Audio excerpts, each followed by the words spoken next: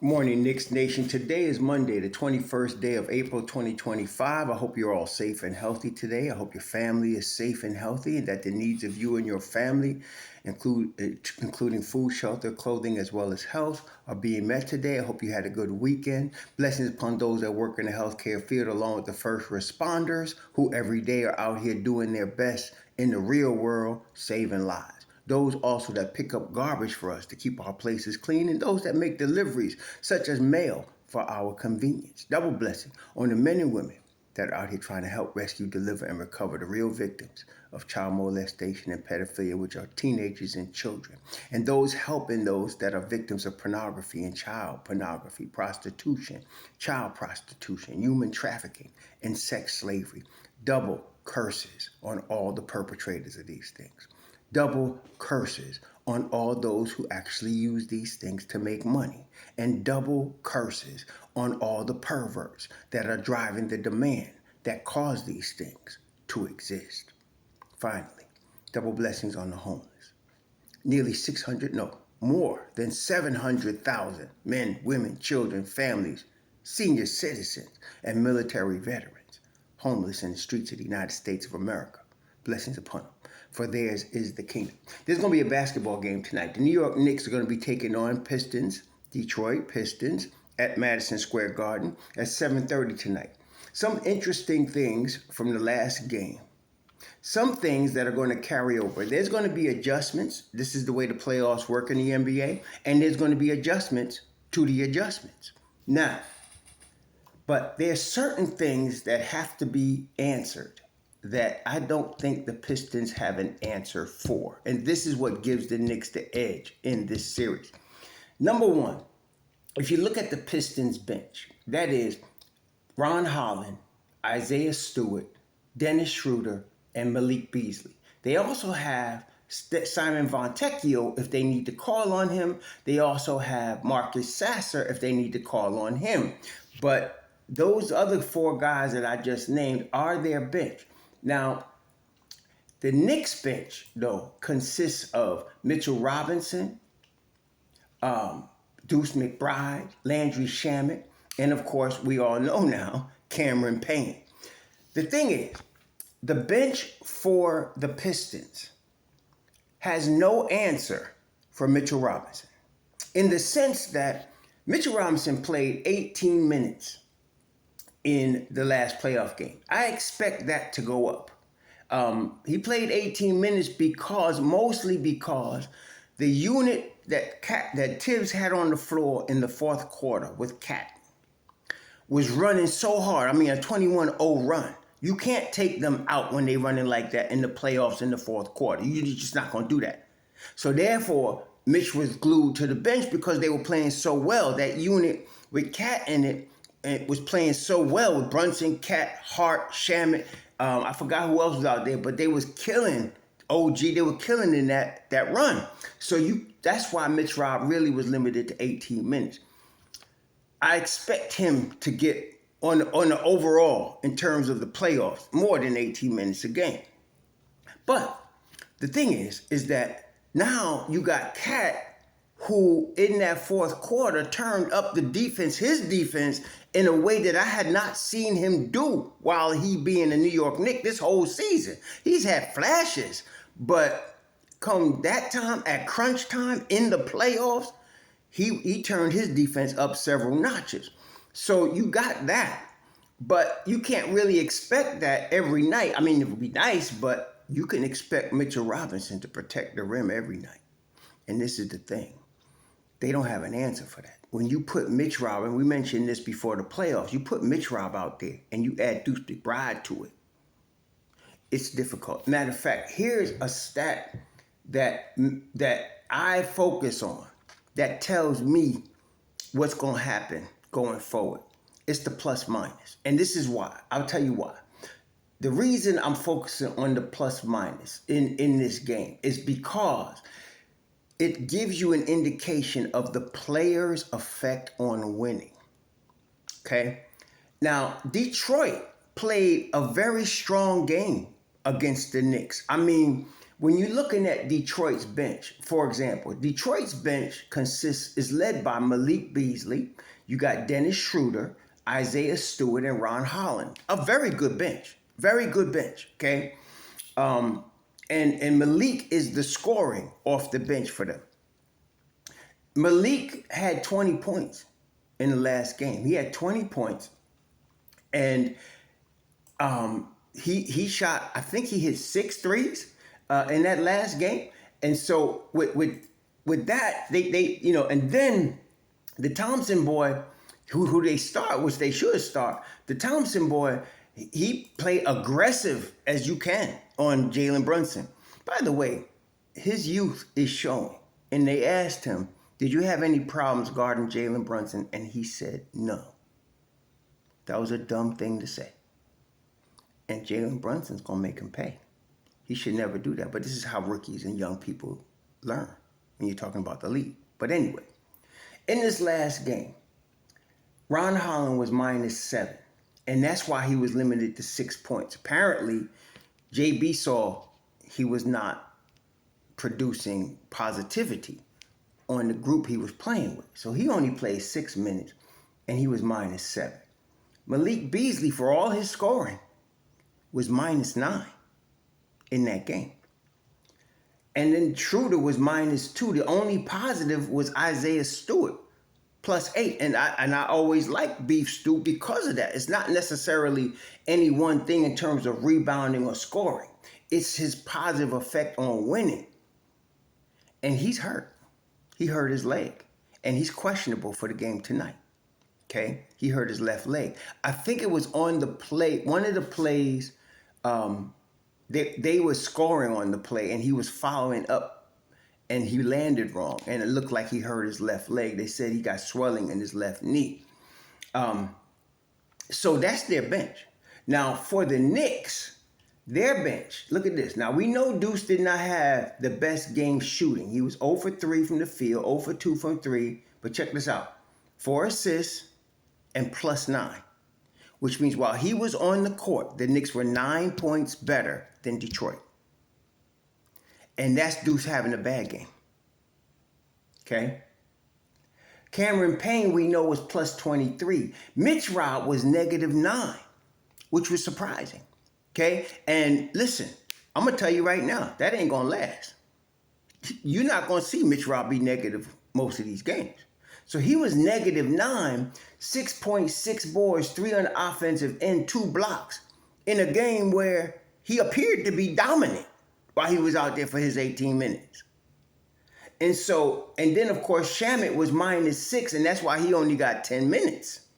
But you can't expect that to happen either. Shamet didn't let loose on them 3-pointers yet, and he's going to. So with this in mind, you understand that the bench as good as the bench is for Detroit, I'm not dissing them, but they got no answer for Mitchell Robinson. And then when you put Cat and MitchRob on the floor together with Deuce McBride and Jalen Brunson, we already said that's a dynamite. And you could add another guy. You could add any one of Josh Hart, OG, McCall, Shamet. You could add a whole bunch of guys to that. But them 4, yeah. So what I'm saying is, tonight, Detroit's got to find an answer for Mitchell Robinson. See, and they got to pray. They got to hope and pray that the Knicks turn the ball over. See, the Knicks created 21 turnovers for them. That's their inexperience. That's what caused that, 21 turnovers. Whereas the Knicks only had 9 turnovers for the game. 9, okay? They had 21 turnovers. Well, they had 19 turnovers. They had 19 turnovers. You cannot do that and win in the playoffs. Okay? So I expect Cade Cunningham to focus on being a playmaker tonight, to keep the team under control, to try to control the basketball and limit the turnovers. Because he had 6 of those turnovers. And I'm sure a guy, he's not only extremely talented. I knew Cade was coming out of Oklahoma State. He was going to be that guy, and he is. And it's interesting, you look at your number 1 overall picks or your top 3 picks around the league. Cade Cunningham's team is 6 in the East, right? Then you got Jabari Smith and Houston Killing, okay? he was part of a 17-3 run. Now, they lost to Golden State, but that's another story. But you're looking at your number one picks overall in the league. Then, of course, you got your Chet Holmgrens, and all of these guys are showing out now. See, that's why you get number one picks. But you can't, if you're good, you can't get them. That's why the Knicks can't get them. But you can see here, Cade Cunningham, he is the reason they went from the bottom. They're now trying to fight for the top. Now, he had 6 turnovers. You can expect that to change. So he's not going to force the issue. He's a very high IQ player as well as a great talent physically. So he's going to reduce that. So with that, Thompson had 3, and he's probably going to have 3 again. He's a young boy. But Jalen Duren had 1, but and that's what I'm saying. So that's going to be the game now. They're going to try to slow it down and control the game. They still need to have an answer for Mitchell Robinson, which I feel like in a half-court game, MitchRob is more dangerous than when you run in the floor. You have a chance running the floor against him because maybe he can't catch up to you. But I like the Knicks' chances here. This is the advantage. Now, tonight is a pivotal game because if Detroit loses tonight, this series is over in 5. Okay, I'm gonna tell you right now. So they gotta win tonight. If they win tonight, the Knicks win in 6. So it's really just whatever. But I want to see how they respond. I'm expecting Cade Cunningham to not focus as much on shooting. He was 8 for 21, but to let the game come to him more and be more of a distributor.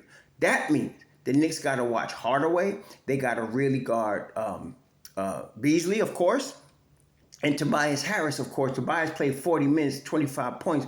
But this is the thing about Tobias Harris. I've heard a couple of comments, some of them silly. Somebody talking about Tobias Harris is the weak link on defense. Anyway, Tobias Harris is a solid NBA player. I mean, he's a pro's pro. He's not a superstar, but he's plug and play. Okay, he's plug and play, which means you could put him in, and he's gonna just smoothly flow in your game, in your whole team's offense and defense.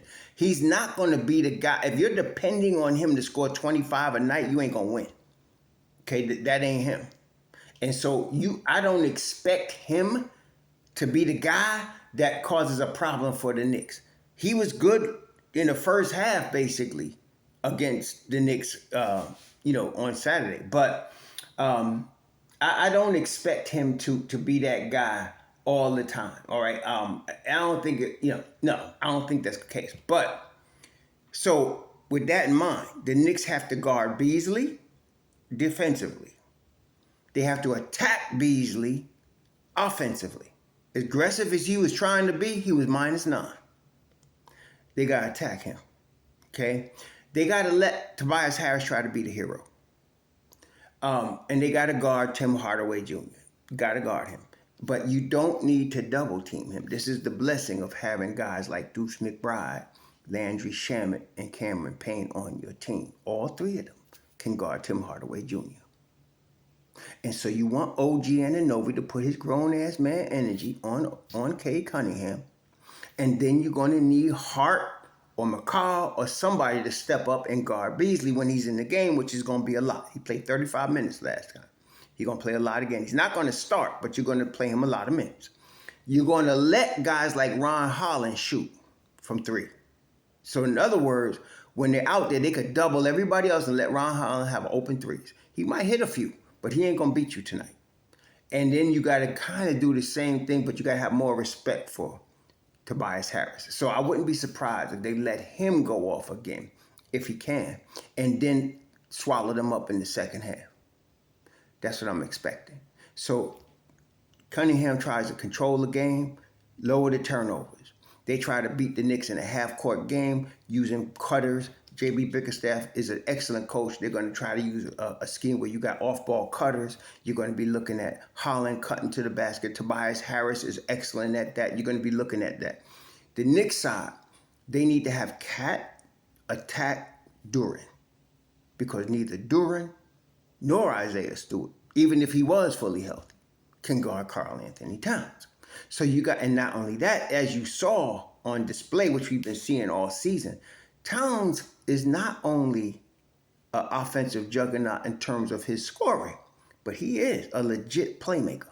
Okay, he's a legit playmaker at the 5 spot. That's what makes him special. Now, defensively, sometimes you got to shake your head. So if we could get defensively, and I don't think it's realistic to expect what we saw in the fourth quarter Saturday night to be all the time for Karl Anthony Towns. I think that's unrealistic. But if he can just drop back in the coverage and let a guy like an OG or whoever is in the pick and roll go over and he drops back, I think we'll be in good shape there. Okay? Because they got no 5 that could dominate Karl Anthony Towns on either side of the ball. Right? And then, of course, we know Isaiah Stewart is a little bit banged up. I don't know if he's going to play or if he's listed as questionable. So I don't know what the situation is. He going to play? I don't know. But he can't, even if in his healthiest state, and I love Beef Stew, he cannot guard Cat. Okay? So he's questionable with his knee, his left knee. That's going to be a problem because then they're going to have to come off their bench for another guy. Now, they tried to use, and I thought this was a smart move by JB, they tried to use Tobias Harris to guard Cat. And that's a smart move. Tobias is all of 6'8", maybe even 6'9", and nice wingspan and solid defensively. So that was smart. And that's what a lot of teams have been doing this year, putting a more smaller, agile dude on Cat. And the reason is because Cat likes to set up at the three-point line. Now, he go off the dribble, which is what makes him impossible to guard, which is what he did against Tobias Harris. He can take you down low.